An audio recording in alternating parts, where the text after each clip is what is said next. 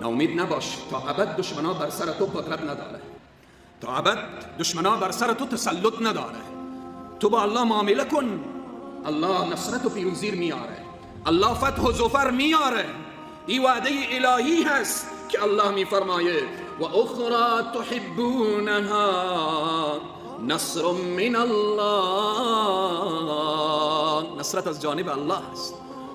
امروز خیلی خار شدیم، خیلی ذلیل شدیم. امروز کافر به ما تصمیم میگیره. روزی بود خود ما تصمیم میگرفتیم، ولی امروز کفار تصمیم میگیره. با الله معامله کن، نصر من الله، نصرت از جانب الله میآیه. و فتح قریب، فتح و پیروزی نزدیک هست، نزدیک عزیزان من. اخیر میفرمایه و بشر المؤمنین، مژده بده برای مؤمنین، اینایی که با الله معامله کردن اینها پیروزن. مطمئن باشید که دین پیروزه. والله